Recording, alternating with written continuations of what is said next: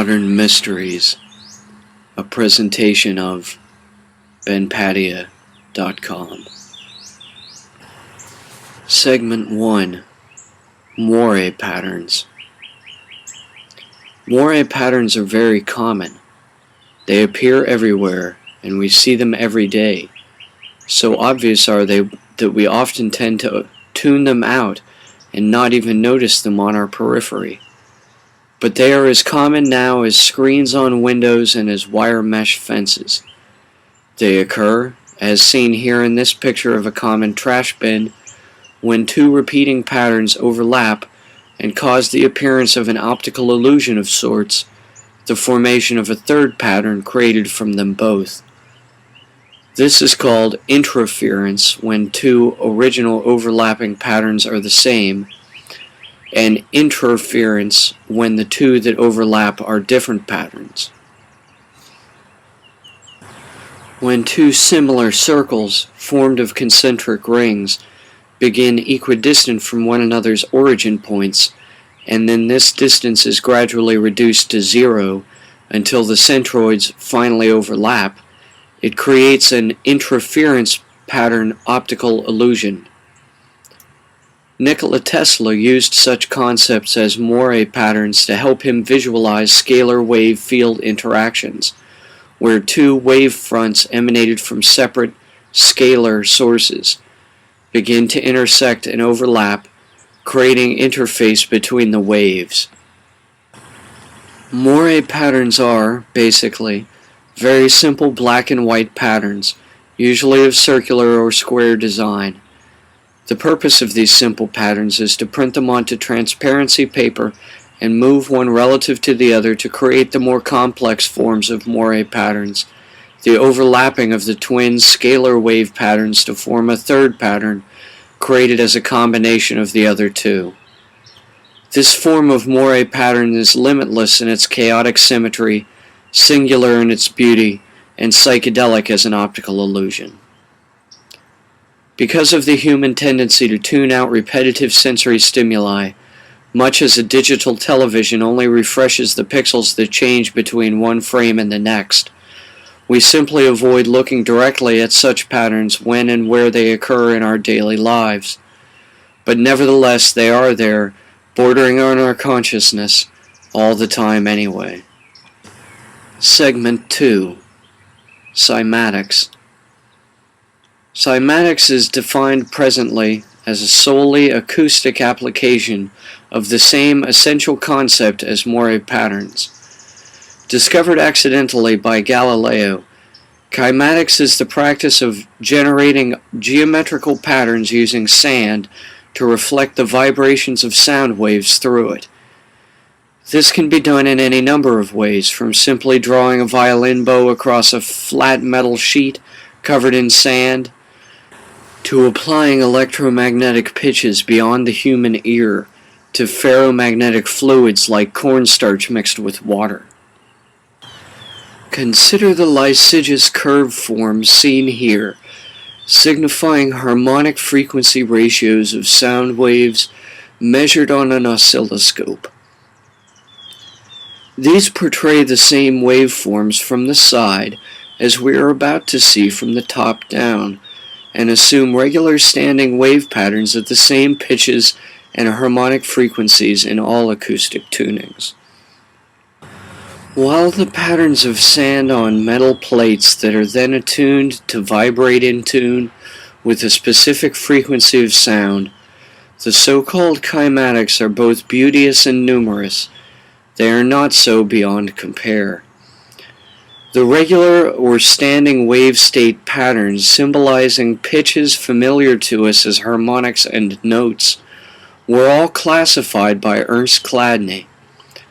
He categorized the 8 tones we know of as an octave into 64 possible pitches of frequency at which regular standing wave state patterns formed.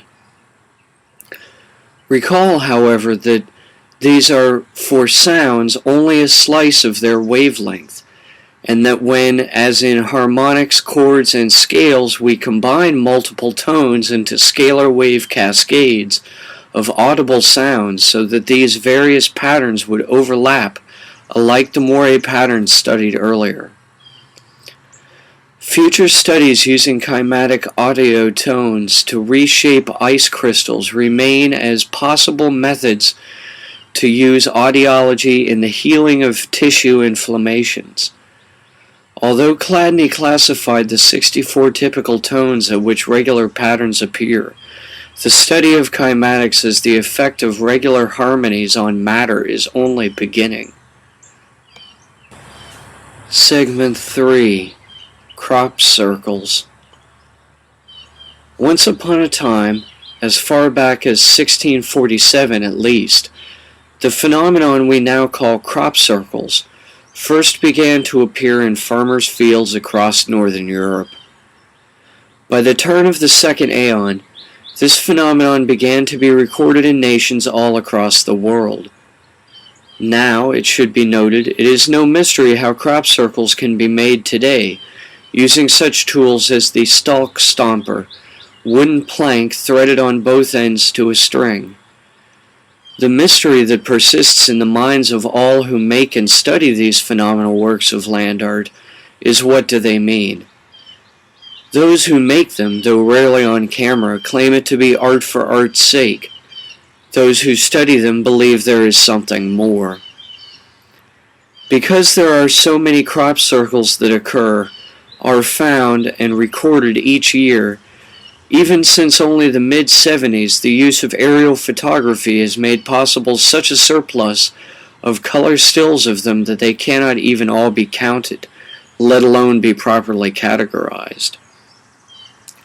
However, there are many people around who are devoted to the study of these creations and continue to seek for a hidden layer of meaning implied behind the maker's motives that may be sneaking into their artworks from a more heightened sense of awareness.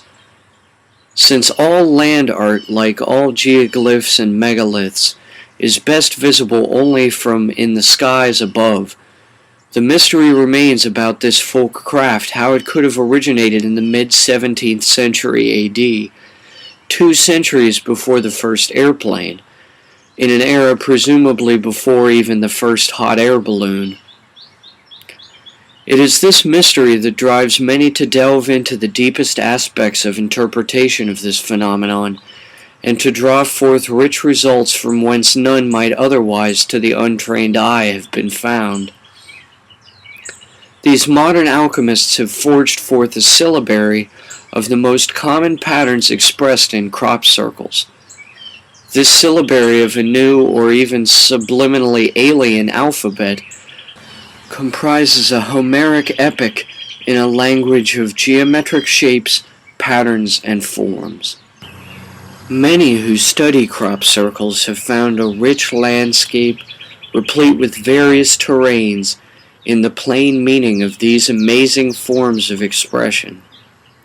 However, whether these speculations on the meanings of crop circles is valid or not remains one of the great modern mysteries of our age. Segment 4. Fermat's Spiral. Segment 4a. Ancient Petroglyphs. Any logarithmic spiral, also called a pi spiral or a spira mirabilis, can be read as a Fermat spiral. If you take a stick and draw a regular spiral into the dirt with it, the mounds and valleys will form a duality that corresponds to the definitive trait of a Fermat spiral. A Fermat spiral has an S shape at its origin. However, as I say, the difference between the central valley and mound of any spiral in the dirt will form this duality in any event, even in a standard logarithmic spiral. As such, all the oldest spirals to be found carved in stone as petroglyphs or left on rocky plains as geoglyphs share in common the same Fermat trait of a central S pattern. The Newgrange stone in Ireland and the massive monkey glyph of Nazca thus display the same characteristic trait of the Fermat vision of a logarithmic spiral. Likewise, peppered throughout the petroglyphs of the plains and desert tribes of Native Americans, we find multiple examples of this exact same form of spiral, the Fermat version of a logarithmic spiral. We can see these occur both clockwise and counterclockwise in the rock arts of various areas. However, their use at these locations as markers for making astronomical observations is well accounted for. The ancient sign of the spiral might thus be considered a sacred symbol of alignment. Segment 4b, the Norway Spiral. A much deeper modern mystery to the minds of most is the cause and meaning of a very strange blue light that appeared over the sky in Norway in December 2009. As of yet, there has been no plausible explanation offered for the cause of this extremely odd and very obviously unnatural event. At first, the press claimed it was a Russian test missile that had gone off course. The Russians denied it, and it has not been mentioned again since. However, the internet remains awash with theories and questions, all begging for answers where it seems none will come. The Norway Spiral event was not a Russian test missile off course. However, we do not know what it was. What caused it, what its purpose was, remain the subject of only marginal fringe investigators who wave pejorative claims around as proof for theories involving weather weaponry, specifically the Alaska HARP antennae, by claiming the elite drained our inner ionosphere into the outer ionosphere. If it was naturally caused, such as saucer-shaped lenticular clouds, we cannot even say. All we can indeed say with certainty is to describe the photographs and video people shot of this event as it occurred. It began like a blue spotlight, then the focal point of the light beam expanded into a massive Fermat logarithmic spiral, then the central hole expanded open more and more until finally the spiral dispersed. This we know happened. This we can say with certainty. Too many people saw this event occur for it to be denied. But beyond this much, we have absolutely no idea. Not only are the images so striking for being in such sharp focus and vivid detail of such a strange and anomalous event, but they record further the morning after this event, when the apparent spiral wisp of blue smoke that appeared to be emanating from the core of the Norway Spiral remained, mostly undissipated, suspended in weak winds, and it remained a spiral cloud there for the rest of the day. The event of the Norway Spiral remains entirely unexplained, but the deeper mystery is really if this spiral that we saw in the sky above Norway in 2009 had been seen before in the skies above North America by the tribespeople living there in ancient times. This mystery remains unanswered. Segment 5, 21st Century UFOs. Following the Norway Spiral in December 2009, there has occurred a series of strange sightings of seemingly amorphous shapes or strangely holographic in architecture forms. Unlike the flying saucers imagined in the 20th century, we have been confronted with the very real mystery of these new sort of flying aircraft designs in the 21st. First, in 2010, above the skies of Moscow, a massive black tetrahedral craft hovered over the city for a long enough time that thousands of Muscovite residents witnessed it. Later that day, in 2010 still, the same phenomenon was recorded again, only this time the huge black tetrahedron was slowly rotating, hovering in the air by night, and paused over the Kremlin building itself for a much longer time. In February of 2011, another UFO was seen hovering over extremely restricted airspace above a city. However, this one was not so easy to identify as the Moscow Black Tetrahedron. This UFO was filmed by multiple people from multiple vantage points, and all of these videos sync up. Nevertheless, many refuse to accept the validity of this event citing the possibility of video fakery. However, in light of the video evidence, what we can describe is a small, solid, steady, white light shining orb that descends slowly from the sky, hovers for 23 seconds above the Dome of the Rock in Jerusalem, Israel, and then flies off suddenly at a rapid rate of speed. In the videos shot from a distance, there is a bright white flash as the UFO ascends. Again, there is no explanation for either of these strange events, and they remain, for now, some of the great modern mysteries of our time. 6. The Chelyabinsk Meteor. February 15th, 2013.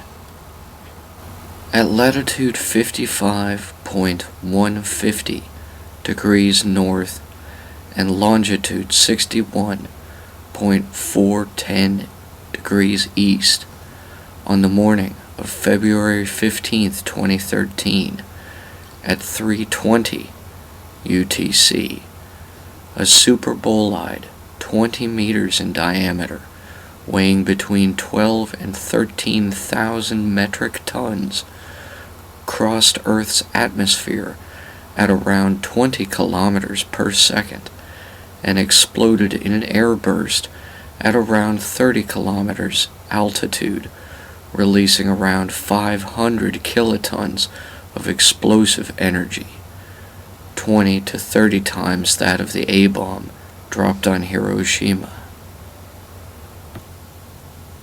Although occurring on the same day as the highly publicized expected near-miss flyby of the massive asteroid 2012 DA-14, the initial reaction to the Chelyabinsk event from an expert publicly online, Phil Plait at Bad Astronomer, described their difference as being a solid 12 plus hours between the event and the expected closest proximity of asteroid DA-14 to Earth, which occurred around 16 hours later. Although initial official reports to Reuters Newswire described the event by saying only that an object exploded at about 32,000 feet above the Earth, this initial misidentification led another government expert who spoke to Moscow FM radio station to say he believed it may have been a bolide, a type of meteor that explodes in the Earth's atmosphere because of its composition or angle of entry, according to a report the following day in the New York Times. According to Wikipedia, the International Astronomical Union defines a bolide fireball as a meteor brighter than any of the planets, magnitude -4 or greater. It was later confirmed to have been brighter than sunlight as well, and based on video of the event analyzed initially by Phil Plait, there was a shock wave about 20 seconds in from the meteoroid hitting Earth's atmosphere, measuring a 2.7 seismic wave, which would have seemed to confirm this.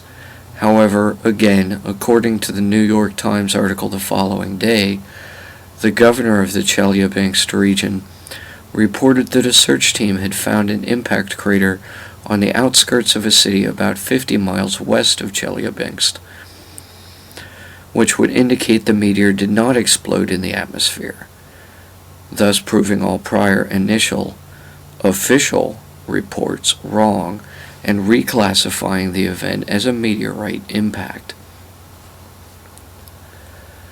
By November 14th, later the same year as the event, a full analysis of the event was published in the scientific journal Nature.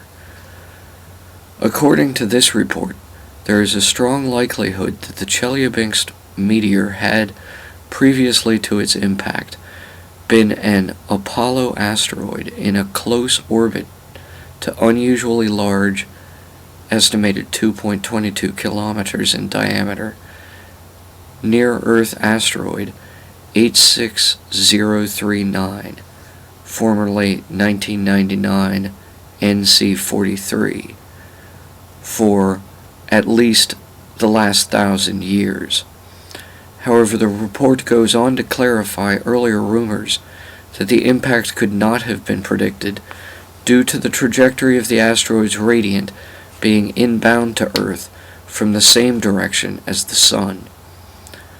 More recent articles, collected on open-source online encyclopedia website Wikipedia, indicate additional traits of the event, such as that the hypocenter of the first of 3 blasts, each with different amounts of kinetic energy released a flash of light brighter than the Sun, enough to leave some residents sunburned for weeks afterwards, followed around 2.5 minutes later by an infrasound shock wave, which was responsible for about 1,500 medical injuries due to glass windows of around 7,200 buildings across 6 cities in the southern Ural region, all being blown out at once. The reason the bright flash, which itself lasted about 5 seconds, preceded the sound by such a long duration was that, as the meteorite entered the atmosphere, it was traveling almost 60 times the local atmospheric sound barrier. The first flash emitted 90 kilotons of energy as photons alone and caused the meteor to break in 2 pieces, one falling apart after 18.5 kilometers and the other remaining luminous down to 13.6 kilometers, the largest portion, around 60 centimeters and weighing 654 kilograms, appearing to have held together enough kinetic energy, still traveling at 64% the speed of sound, to puncture the frozen surface of Lake Cherbarkul. Segment 7. The Yamal Craters, July 15th, 2014. The first reported occurrence of this, yet somewhat mysterious phenomenon, was based on aerial video footage shot by engineer Konstantin Nikolaev from Yugra and published as an anonymously authored article in the Siberian Times on July 15th, 2014. This report contains the first mention of the explanation, initially posited, according to the article, by Anna Kurchatova of the Subarctic Scientific Research Center, that Arctic methane release from permafrost, exacerbated due to global warming effects, caused the 60-meter wide crater around 70 meters deep, which was explored, as reported on in the Siberian Times on July 17, 2014, by senior researcher from the Scientific Research Center of the Arctic, Andrei Plenkayanov, and a team of other scientists who confirmed the base of the crater contained unusually high concentrations of methane. Since then, the mainstream scientific explanation for this event has been geothermal heat flux, causing methane hydrate eruptions, similar to those occurring along the Kara Sea, between Yamal Peninsula and Novaya Zemlya, where gas flares have been reported of up to 25 meters in height, as the Siberian tundra's permafrost layer begins to melt due to regional climate heating. The second occurrence of this phenomenon to have been discovered was found several thousand kilometers away from the first, still in the Siberian peninsular province called Yamal, which, in the language of the indigenous inhabitants, the Nenets, means end of the land, or world's end. However, this one was reported by locals to have formed in a bright flash on September 27, 2013, in the Taz district near the village of Antepeyota, and has a smaller diameter than the first occurrence, of some 15 meters, compared to the 60-meter diameter estimated for the first discovery site. The same July 28, 2014 article from the Siberian Times, reporting on the discovery of the Taz District crater, also reported a third occurrence, discovered along a reindeer herder route by residents of Nosok village in the Taimyr Peninsula, to the east of Yamal, in the Kran-Soyark region. Initial estimates of this hole placed its depth at between 60 and 100 meters, and its diameter at more than 4 meters. Subsequent exploration of the second Yamal crater by the Russian Center of Arctic Exploration, reported on by Anna Lisowska in the Siberian Times on November 12, 2014, discovered a 10.5 meter deep frozen surface lake at the basin of the additionally 16.5 meter deep funnel or pit of the crater. In an article dated February 23, 2015, Anna Lisowska again reported in the Siberian Times on additional findings by Deputy Director of Moscow's Oil and Gas Research Institute, part of the Russian Academy of Sciences, Vasily Bogoyavlensky. Based on analysis of satellite photos of the region both before and after the formation of the craters, and revealed the existence of another crater, even closer to the first occurrence, that has become a lake. This crater, designated as B2, is located only 10 kilometers from the Bovanenkova supergiant natural gas field, developed by Gazprom following its discovery in 1972, until 2012, when it went into operation as an extraction plant, fully 20 kilometers closer than the first discovered crater, some 30 kilometers to the south of the gas field. The B2 crater that has filled in with degassing water to form a large round lake is surrounded by around 20 smaller craters, also filled into lakes by degassing water, some of which are very small, no more than 2 meters in diameter, according to Bogoyavlensky. Analysis of satellite imagery of the area appears to show a pingo, or small, non-glacially formed permafrost hill, in the area prior to the formation of the crater or funnel phenomenon, and this, as well as the video and photographic evidence taken by the Russian Center for Arctic Exploration in the funnel, later designated B3, that indicate a large underground pocket or void forming below the surface prior to the event, half submerged in the frozen lake formed at its basin.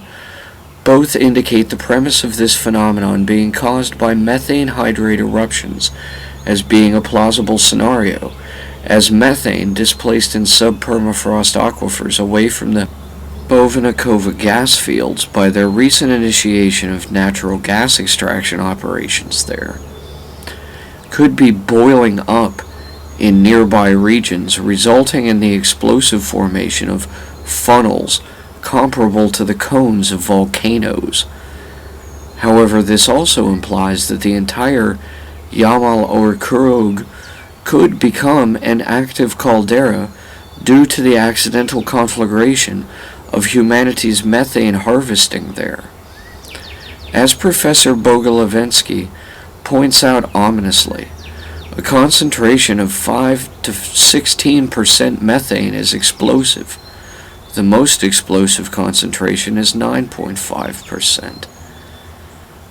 For now, at least, the Yamal craters at the end of the world remain a great modern mystery.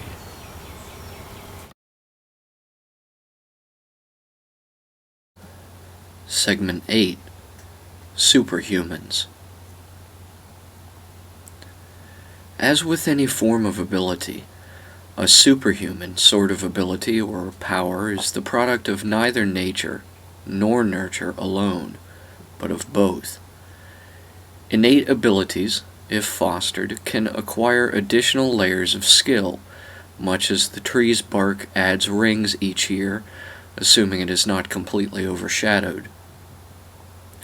We may therefore classify levels of innate ability as rows and strata of acquired skill as columns, should we like to do so, and thus plot a mathematical matrix as they are used in modern quantum physics, or magic number square as the ancients called them, to demonstrate the relationships between the combinations of the varying elements involved. For example, if a person has a low level of ability and a low strata of skill, they can be classed by a code combining their ability and skill into a single integer. If a person has a high level of ability and a high strata of skill, they can also likewise be classed by a single integer, and the relationship relative to their inferiors on such a scale can be expressed in cold hard math. In such a system, so-called meritocracies, each has their own rank, earned by their motivation to apply their ability and skill to a common cause.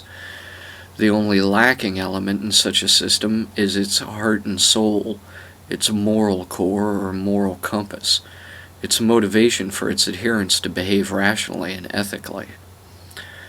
Assuming, therefore, all measured subjects to be free actors, self-motivating only to the necessary extent that allows their actions to become measurable socially, we can see that a code combining a lower row and a higher column will average out to amount to the same sum as a higher row and lower column, and when we use this mathematical matrix to plot the progress of people, we find that low ability and medium skill can fake the same effects as medium ability and low skill.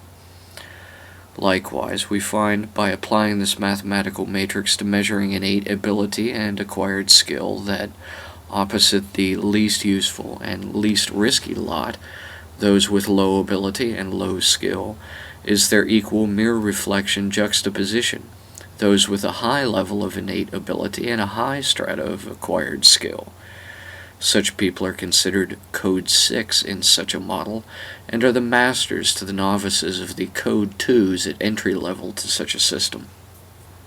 There are codes both above and below those measured in such a mathematical matrix model, such as that for classifying self-styled water walkers, who attempt to imitate the skipping motion of a smoothly hydroplaning stone across the surface of calm water, using waterproof shoes and a unique style of gait and stepping.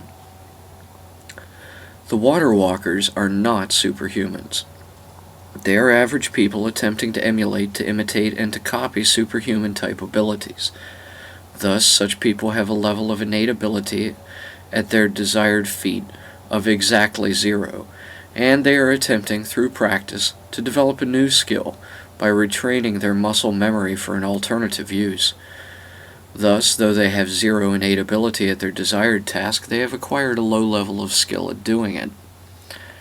Because water walking is not a superhuman ability, but a superhuman skill, it can be acquired by average humans, and as it becomes a more and more common practice to attempt to attain this superhuman skill, it will gradually become less and less superhuman seeming, and more acceptable as a skill that was always within reach of average humans, but which had not until recently been attained toward, similar to the invention of airplanes by the Wright brothers based on designs by Leonardo da Vinci, their predecessor by some 400 years.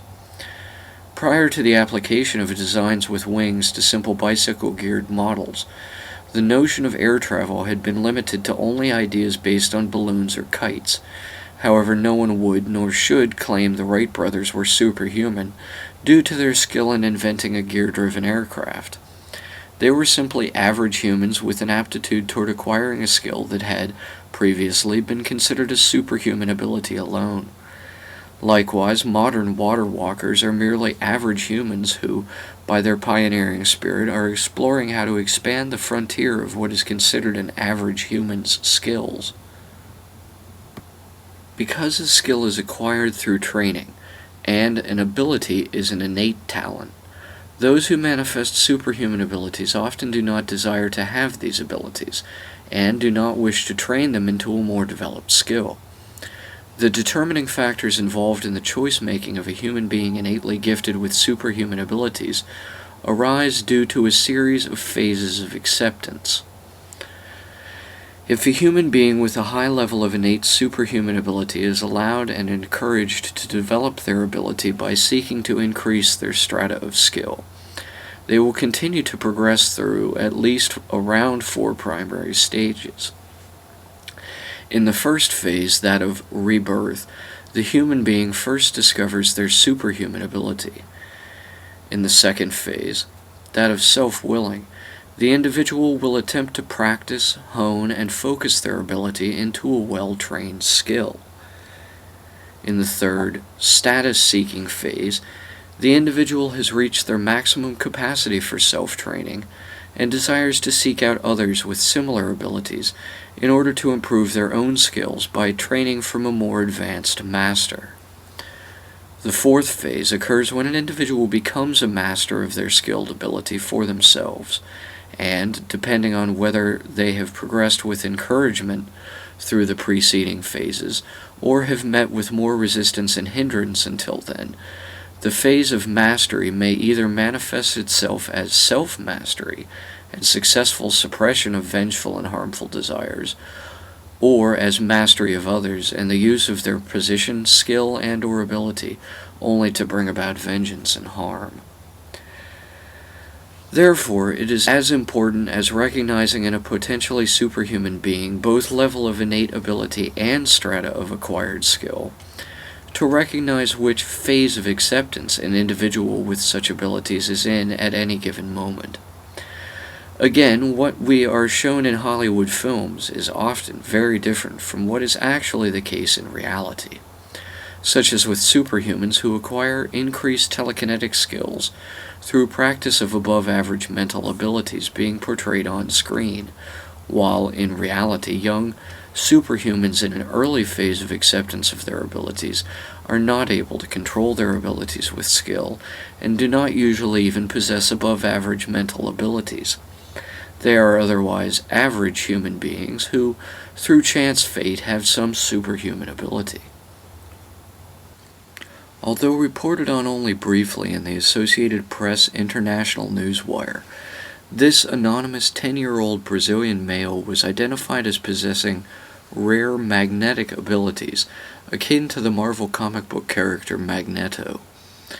In the report, it specified only that kids at school call him Magnet Boy, and that a local doctor considered his condition no cause for alarm.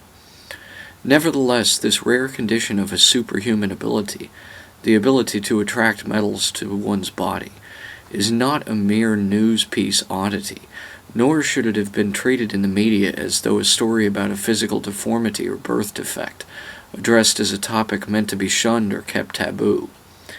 Because, however, mainstream opinion continues to shun and marginalize human beings born gifted with superhuman abilities, as though their ability were a shame or a detriment to them, further serious scientific research into the causes for such an ability to occur in the first place remain, sadly, not yet forthcoming. If we were to classify the level of ability and strata of skill of the Brazilian Magnet Boy, we could classify him as a Code 2 superhuman, with a low level of ability that has been developed into a low level of skill, and that he is beyond the phase of rebirth and realization he has a superhuman ability, and entering the phase of self-willing, where he seeks to acquire more skill to improve his natural talent. Again, whether his ability is encouraged and developed or scorned and atrophies depends entirely on his own surrounding environmental conditions as an individual. If he is encouraged to develop his unique ability into a practiced skill, then his ability can grow and flourish. If he is discouraged from valuing his ability, he will not seek to develop it into a greater skill, and the ability itself may even fade away over time. While these assessments may hold true given Magnet Boy's condition, being a naturally evolved superhuman ability. If it is due to any other cause, such as the effect being produced artificially, then the same assessments only might or might not hold true. Next, let us consider a Code 4 superhuman, a young girl from an unidentified Eastern Asian metropolis, with level 3 innate ability, but a skill strata of only 1, who has only recently entered the phase of acceptance called rebirth, when the superhuman ability first manifests itself. First, we'll consider her case from a video as it appeared online, and then analyze this video in time-lapse without sound.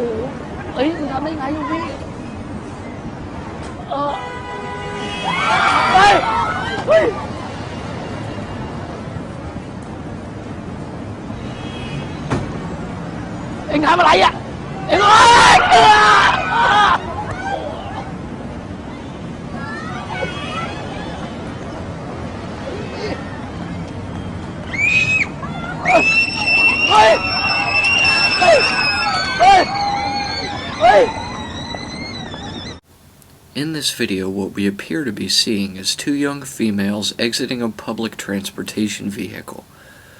One of them seems to be agitatedly accusing the bus driver, or another passenger, of having made inappropriate physical contact with her. When the bus driver's friend begins to defend his associate physically, the accuser's friend reacts with what appears to be telekinetic, mind-over-matter ability to defend her friend from the bus driver's friend's attack. Because of the culture in which this event occurred, there are mixed emotions involved in the study of telekinesis as it relates to superhuman ability, as opposed to the study of paranormal phenomenon as they relate in general to the supernatural. There has been a belief in telekinesis in southern and eastern Asia for eons, and its substance has long been studied as chi energy there. However, there has also been, parallel to this, a long-standing superstitious and false belief that superhuman abilities or skills may be bestowed upon an individual through the practice of ritual magic and the making of a pact with a demon or ghost or some other form of supernatural force. The belief in devils and pacts being the cause for superhuman abilities is illogical in the extreme, and only leads to a cultural bias that marginalizes those naturally born with superhuman abilities. Again, some people are simply born with superhuman abilities that appear paranormal or supernatural to those with only average abilities and skills, but accusing superhuman people of being witches or demon-possessed is the exact wrong way to learn about how their talent formed, what causes it, and how it may be further fostered in themselves and replicated in others. Next, let us look at another video, as before in full and then slowed down, of a Code 3 superhuman, again whose superhuman ability is telekinesis, or the ability to move physical objects mentally without direct physical contact with them. The superhuman telekinetic in this video appears to have gotten to the phase of acceptance wherein an individual begins to seek out others to learn from to improve their own skill level.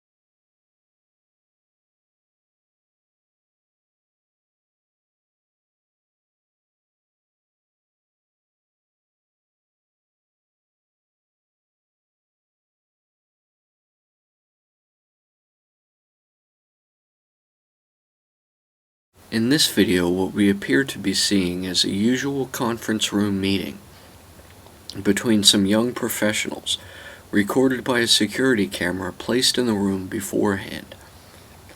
The security camera records the young woman sitting closest to it, moving a pen, apparently with her mind, and the young woman sitting next to her also seems to only happen to notice.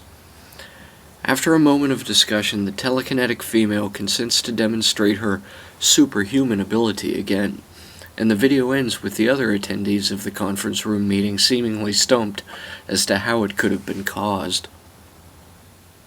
There are, of course, rational explanations that can account for all these instances of apparently superhuman abilities or supernatural skills. For example, Magnet Boy may have simply swallowed a magnet. The Asian telekinetic video might only be a visual effects hoax, a staged event promoting a video game or a movie, and the telekinetic in the conference room video might only be appearing to move objects by the actions of a Confederate hiding under the table with a magnet. However high the likelihood of these alternative, more rational explanations being true may appear, they are only true if they are true, and if these other explanations are not true, then the only option that remains, that these events are not faked, not staged, not hoaxes, however apparently irrational it may seem, must be true. The final superhuman we will consider in this segment has maximum ability, maximum skill, Code 6, and is in the phase of acceptance considered morally altruistic, Phase 4B. This seemingly superhuman individual was publicized in the 1980s by a documentary filmmaking crew shooting on locations in Java. Referred to for his anonymity only as Dynamo Jack or DJ, he claimed his superhuman abilities to be due entirely to very secretive meditative training techniques and a long lineage of experts instructing him on methods of healing, redirecting of chi energy. Through practicing these skills, DJ had apparently heightened innate abilities which are natural to all of us, to, one may imagine, nearly their utmost. Here we see DJ exhibiting mind over matter, mentally exciting the carbon molecules in a newspaper to break apart and combust in a burst of oxygen radicals, in an act parapsychologists refer to as pyrokinesis. Part of DJ's profession as a chi energy healer was, the documentarians explained, determining if certain metal blade talismans, a local iconographic custom, were possessed by demons, ghosts, or any form of otherworldly force. DJ explained that in this process, he merely created a field of negative chi ions around the instrument and allowed it to move on its own if it was capable of doing so. But, DJ claimed, he was not telekinetically motivating the short swords himself. Although the documentarians drew DJ out of his social shell somewhat, they also tempted his hubris, and although there were no injured feelings about it, a simple act of showboating resulted in DJ going into seclusion and never again coming forward into the public spotlight. While pushing a thin wooden chopstick up through the thick formica tabletop of a local restaurant, DJ accidentally sent a splinter shard off, flesh wounding one of the documentary crew. As a result of this, DJ was plagued by dreams of his old master in his meditative practices and broke off all contact with the documentary crew. Although skeptics of superhuman abilities in general can easily claim these examples of such to be fakes, the fact remains there are superhuman beings living amongst us even now. Not only that, but, as wizened shaman like Dynamo Jack of Java teach us, we may indeed all have the nascent potential to attain these sort of, now seemingly superhuman, powers. Just like the water walkers are developing a new superhuman skill set, so too can telekinetic, even pyrokinetic abilities be developed and built up from next to zero at their start. So, if we all have the potential to become superhuman, we should not fear those living amongst us who have superhuman skills or abilities. Instead, we should value them all the more, and seek to emulate their qualities ourselves. In this way, we may one day all become superhumans. The Georgia Guidestones.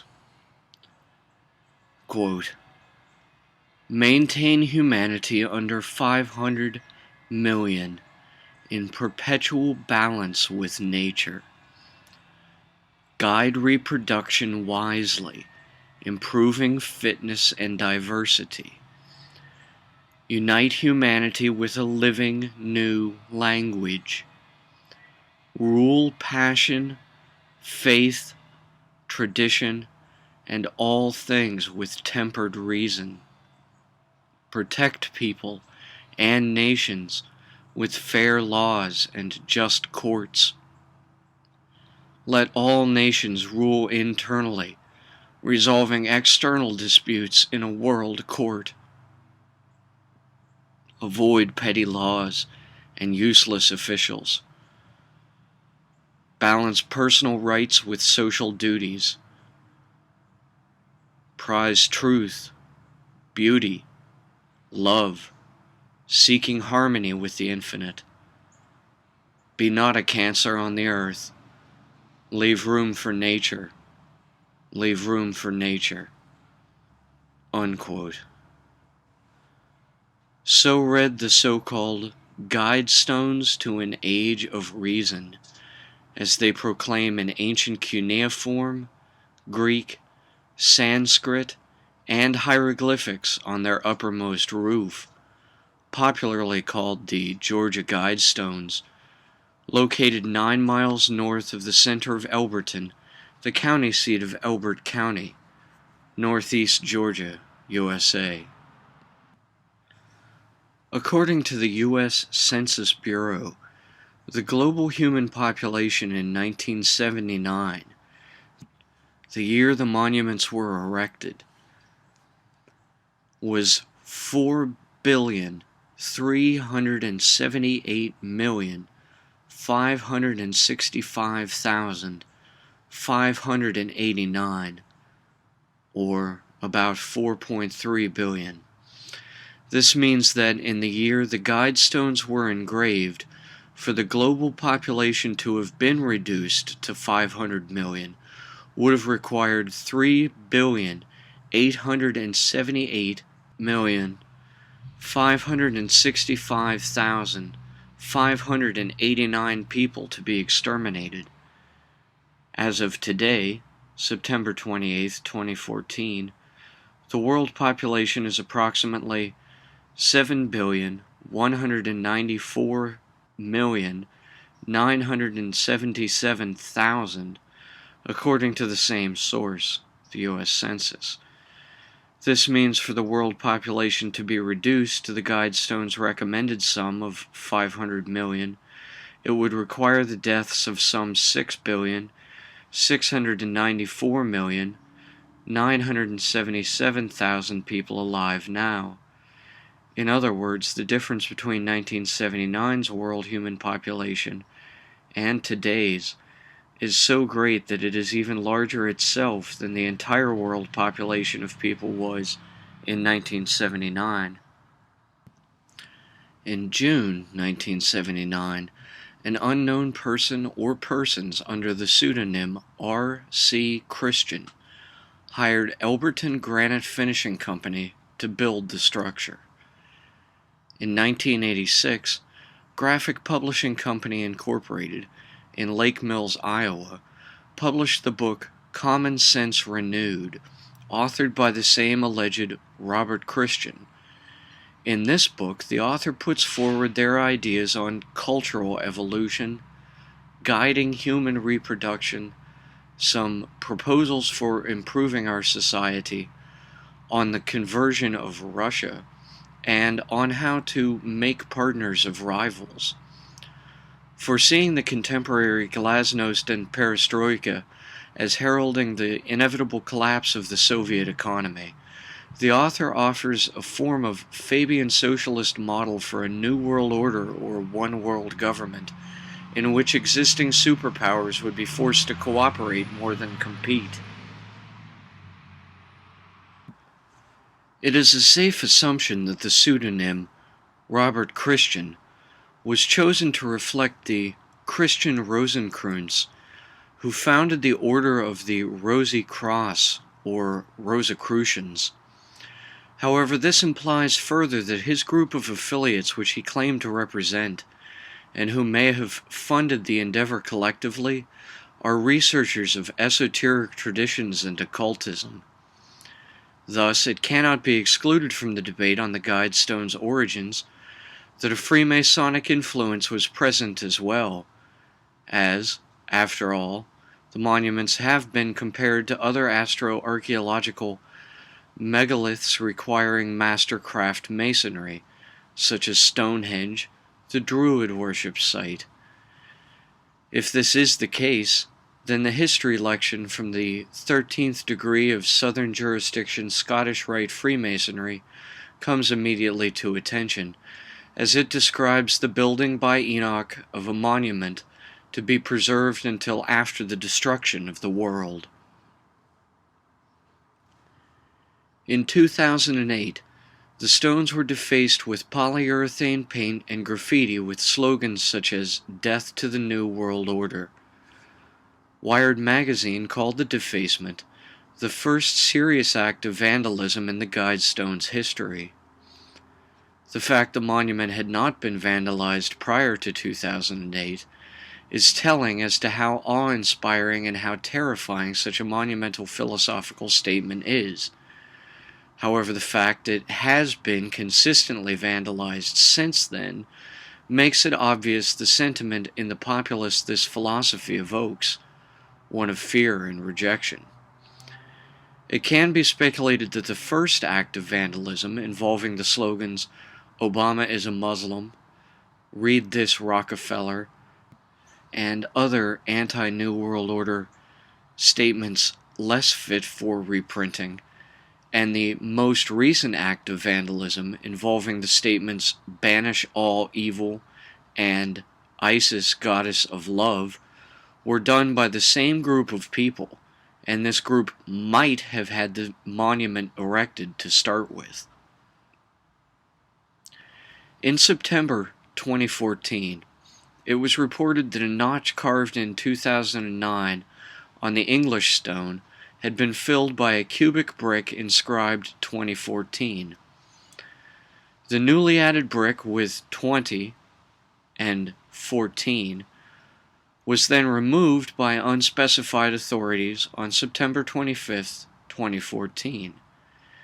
In video shot on a cell phone by a tourist of the unspecified authorities, they arrived to remove the stone without announcement, used a peculiar ritualistic manner to break the stone apart, identified themselves only by saying, "It's my job just to keep the monument clean," and explained the origin of the inserted granite cube as "just some idiot put it there."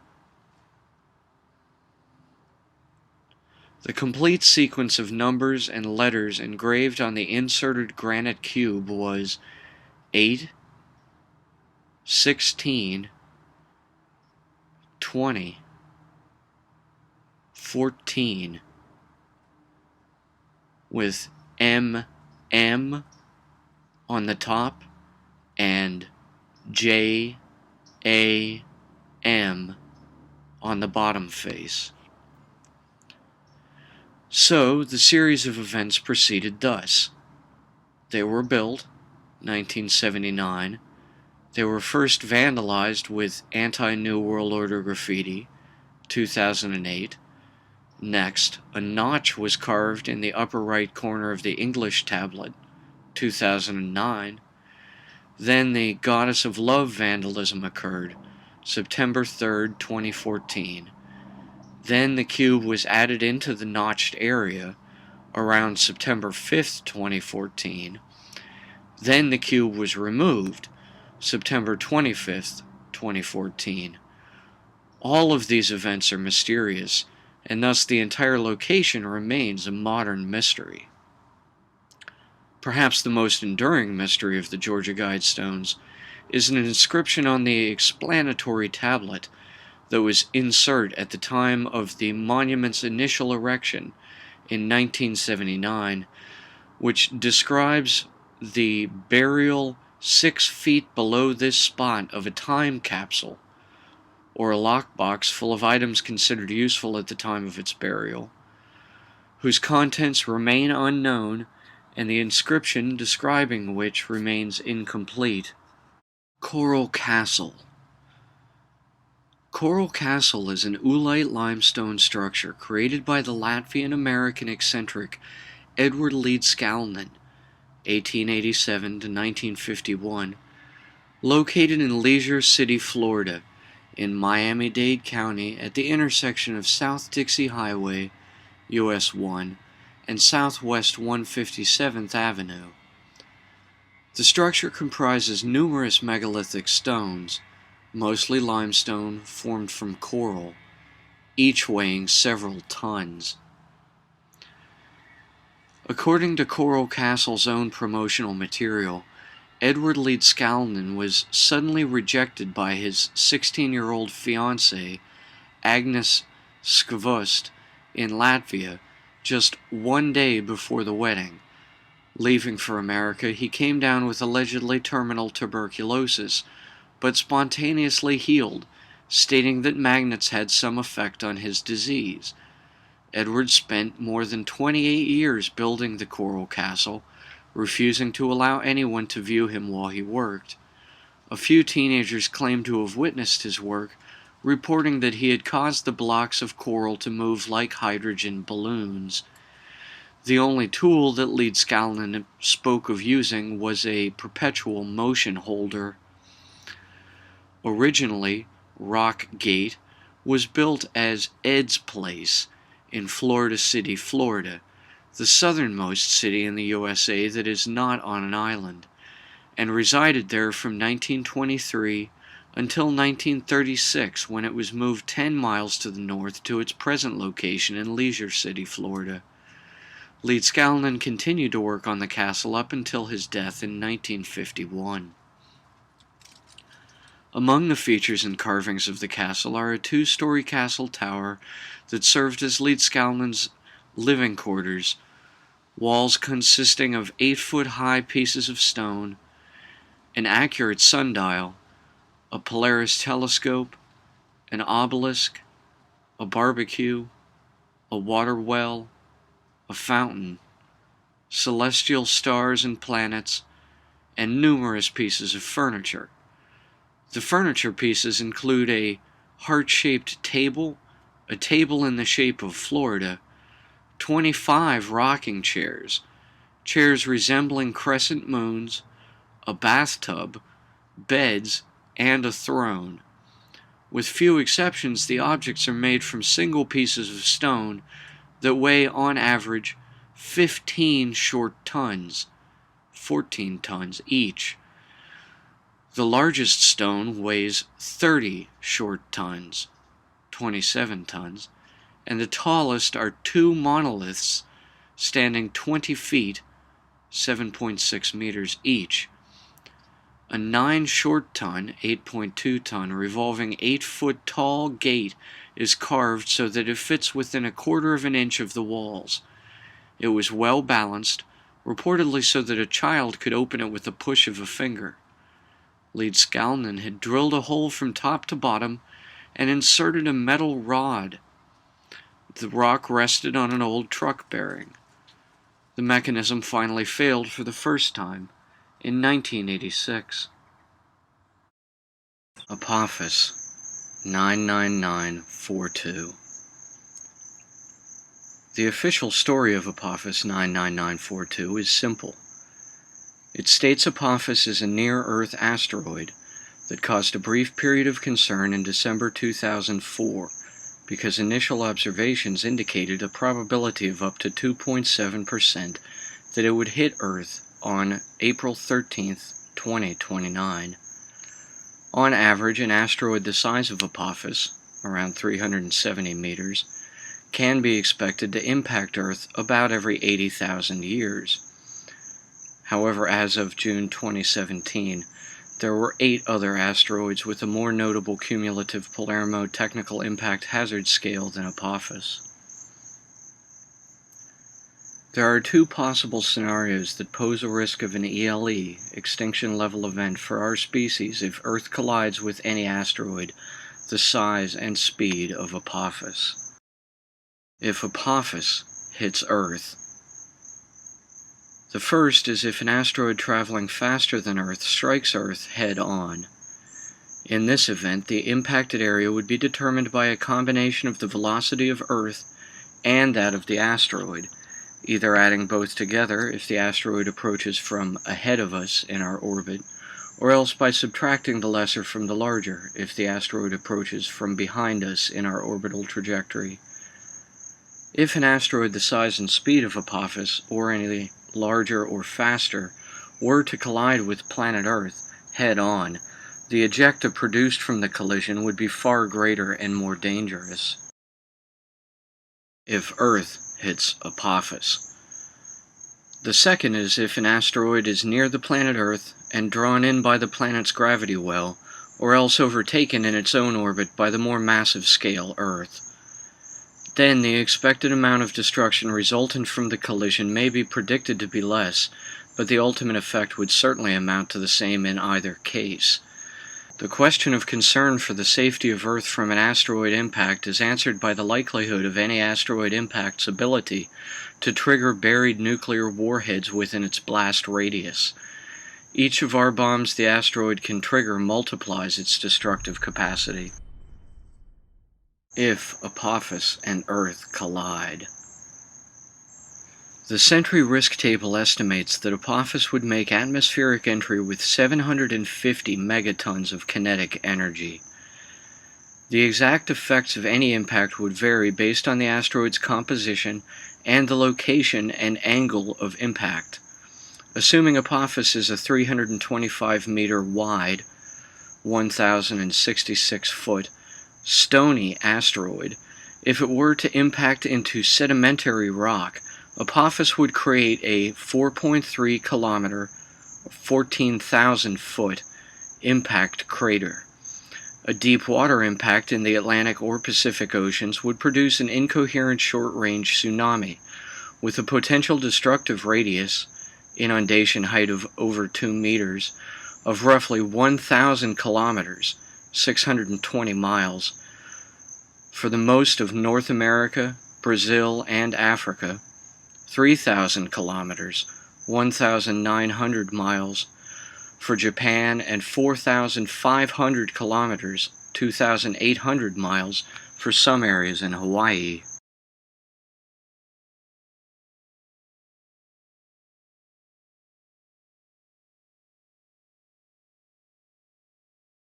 Will Apophis and Earth collide?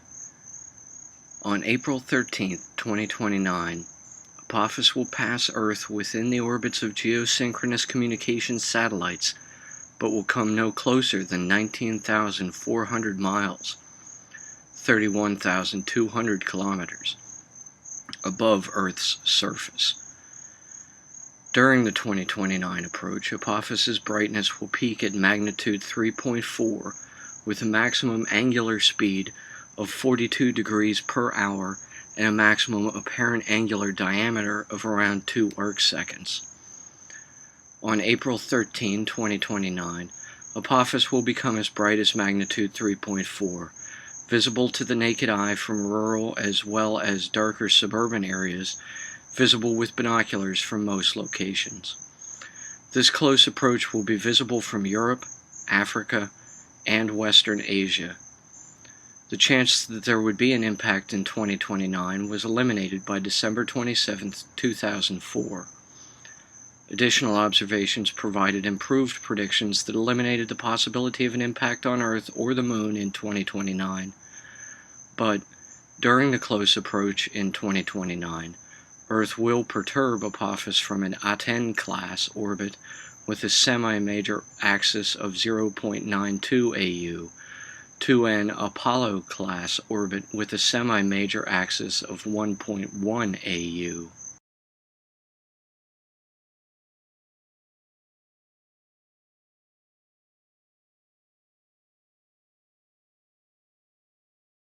John Titor.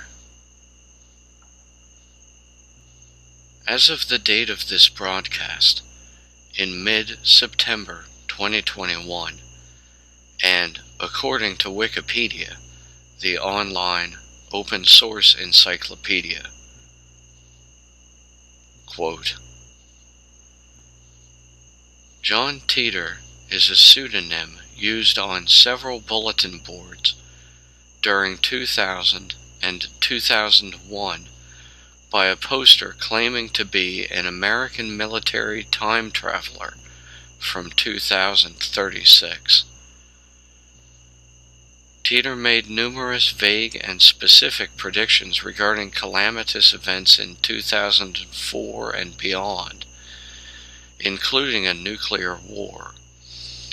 Inconsistencies in his explanations, the uniform inaccuracy of his predictions, and a private investigator's findings all led to the general impression that the entire episode was an elaborate hoax.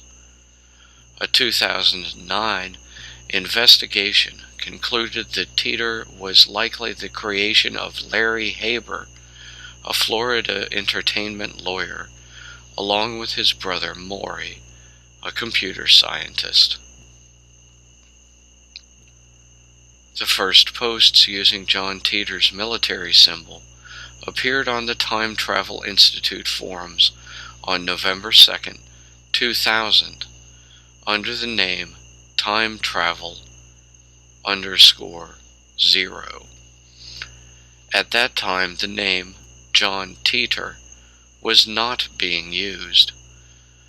The posts discussed time travel in general, the first one being the 6 parts description of what a time machine would need to have to work, and responses to questions about how such a machine would work.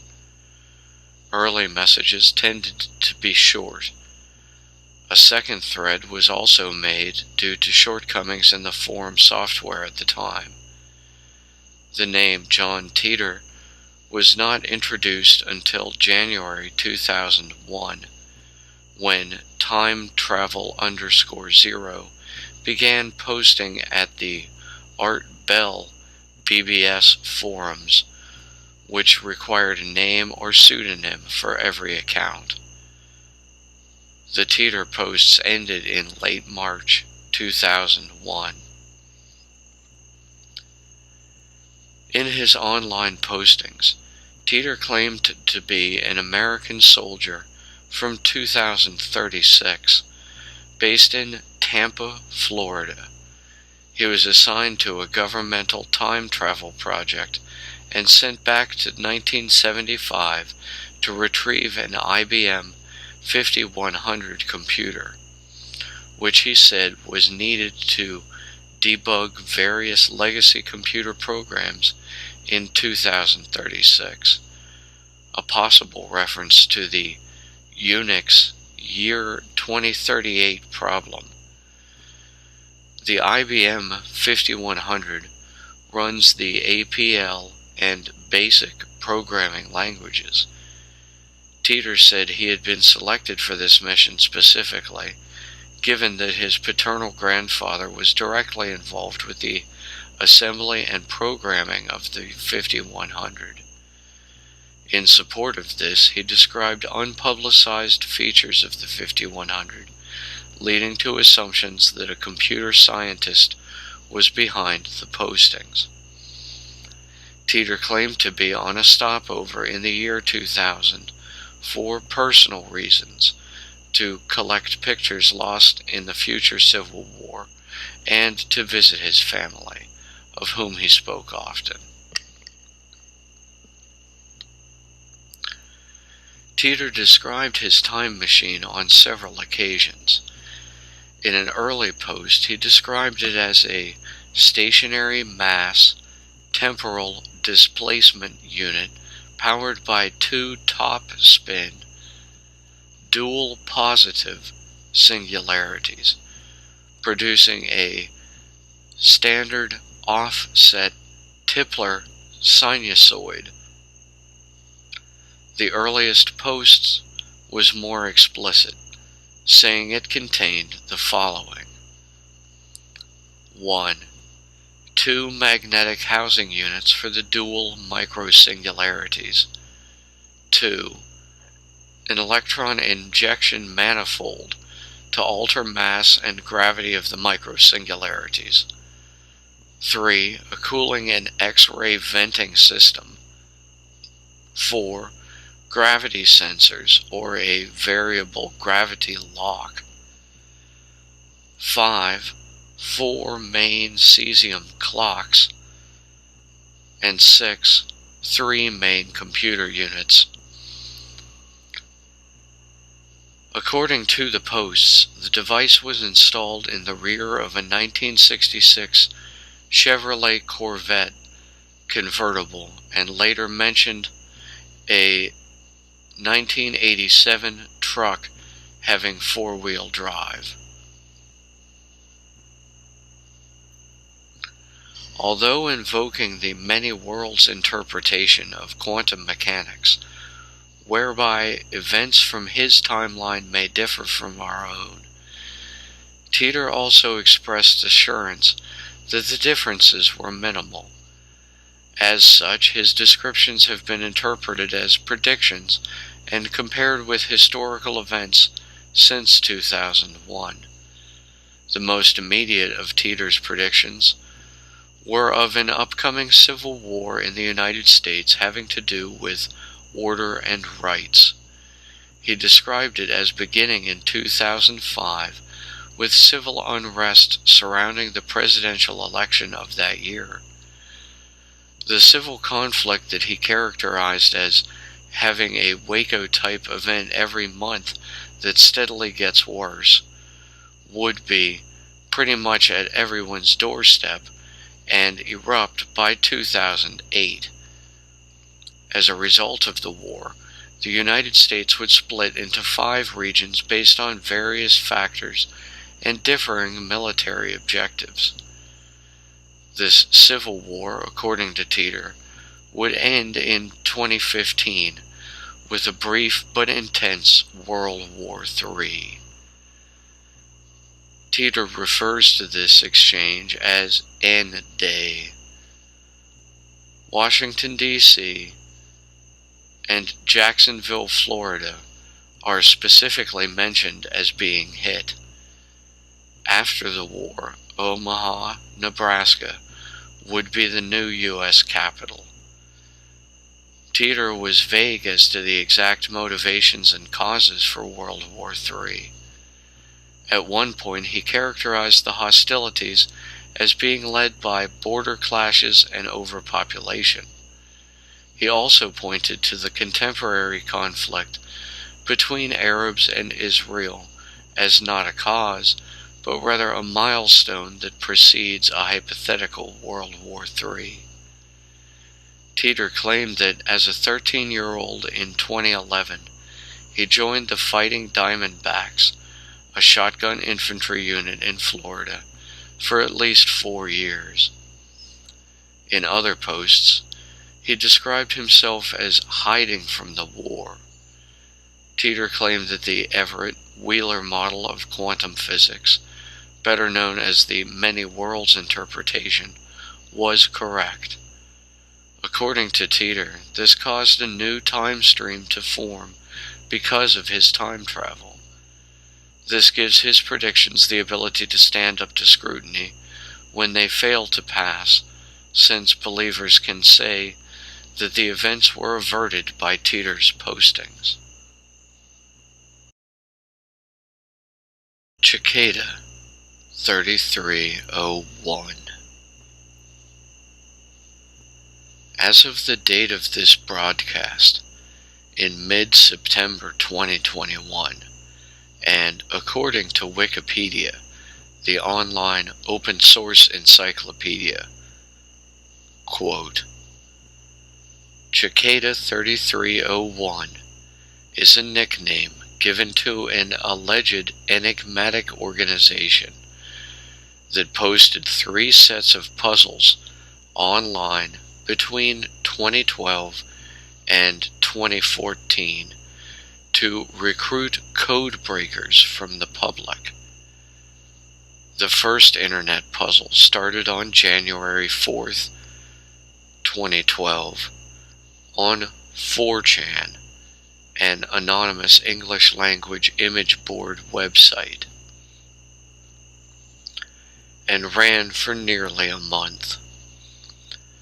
The second round began 1 year later, on January 4th, 2013, and then a third round following the confirmation of a fresh clue posted on January 4th, 2014, to Twitter, an American microblogging and social networking service founded in March 2006. The third puzzle, a book of runes called Liber Primus, has yet to be solved. The stated intent was to recruit intelligent individuals by presenting a series of puzzles which were to be solved. No new puzzles were published on January 4th, 2015. However, a new clue was posted on Twitter on January 5th, 2016. Cicada 3301 posted their last verified PGP signed message in April 2017, denying the validity of any unsigned puzzle. The puzzles focused heavily on data security, cryptography, steganography, and internet anonymity.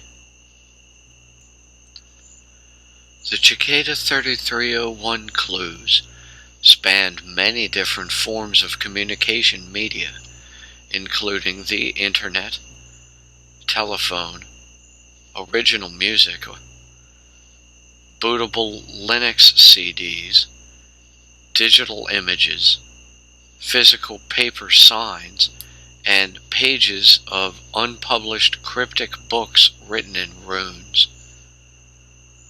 One book, titled Liber Primus, literally first book, contains many pages, only some of which have been decrypted. More information on which pages were solved and how can be found on the official Cicada 3301 wiki. In addition to using many varying techniques to encrypt, encode, or hide data, these clues also referenced a wide variety of books, poetry, artwork, and music. Each clue was signed by the same OpenPGP private key to confirm authenticity. According to statements of several people who won the 2012 puzzle, 3301 typically uses non-puzzle based recruiting methods, but created the Cicada puzzles because they were looking for potential members with cryptography and computer security skills. The first puzzle of 2012 was solved by Marcus Warner. According to him, those who solved the puzzles were asked questions about their support of information freedom, online privacy, and freedom and rejection of censorship. Those who answered satisfactorily at this stage were invited to a private forum where they were instructed to devise and complete a project intended to further the ideals of the group. He did not finish his work on a method of general decryption, and the website was removed.